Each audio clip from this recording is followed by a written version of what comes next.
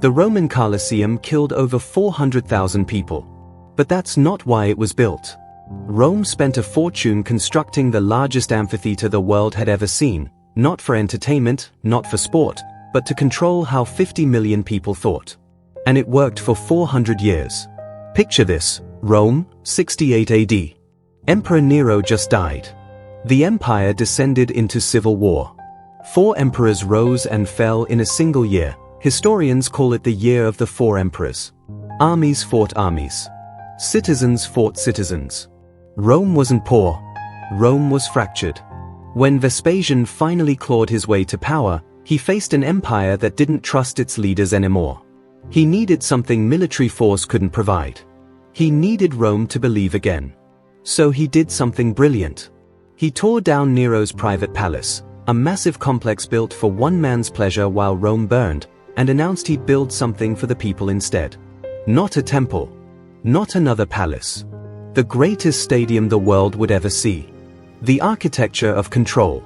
The Colosseum could hold 50,000 people, and it was designed to overwhelm them the moment they walked in. The sheer scale made you feel small. The symmetry and precision projected order. The marble and travertine stone communicated permanence. This is Rome. Rome is eternal. And you are just one citizen. But here's where it gets fascinating. The seating was propaganda. Before a single fighter entered the arena, every spectator already knew their place in society, because the Colosseum showed them. Senators sat ringside.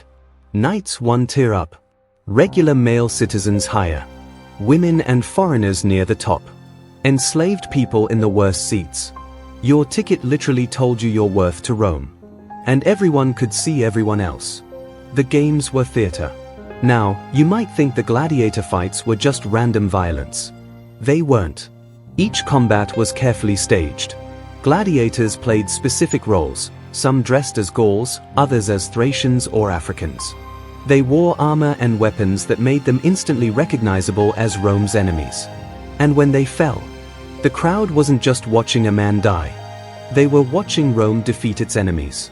Again, and again, and again. It was victory on repeat, psychological conditioning disguised as entertainment. Then came the animal spectacles. Lions from Africa. Bears from the Alps. Tigers from Asia. Creatures most Romans would never see in their lifetime, dragged thousands of miles across the empire to be slaughtered in the arena. The message was clear. The entire world belongs to Rome. We command nature itself. One emperor, Trajan, celebrated a military victory with games that lasted 123 days and killed 11,000 animals. That wasn't cruelty, that was a statement. But here's the real genius of the Colosseum. Roman satirist Juvenal wrote about bread and circuses, the idea that if you feed people and entertain them, they stop asking dangerous questions. The Colosseum proved he was right. Games lasted days, sometimes weeks. During that time, political tensions softened. Anger was redirected. Public attention shifted away from corruption, inequality, military defeats.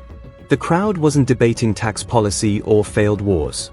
They were debating fighters, betting on outcomes, arguing about yesterday's upset. And Rome preferred it that way.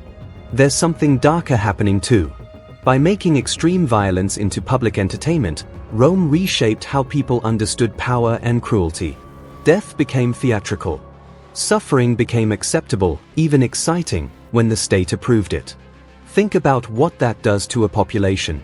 A society that watches executions as entertainment becomes easier to control. Violence doesn't shock anymore. It's just part of the show. Controlling the elite. But the Colosseum didn't just control the masses, it disciplined the powerful too. Senators were expected to attend games and visibly enjoy them. If you refused to show enthusiasm, that could be seen as political dissent. Even the wealthy and powerful had to perform. Everyone participated in the spectacle. Everyone watched. Everyone reacted. Everyone complied. For centuries, this system worked perfectly. Emperors used the Colosseum to legitimize their rule. Want popularity? Don't give speeches, give games. But eventually, cracks appeared. As Rome weakened militarily and economically, something strange happened. the spectacles grew more extravagant. More animals. More fighters. More excess. Not because Rome was strong, but because it was compensating. The Colosseum became louder as the empire grew quieter everywhere else.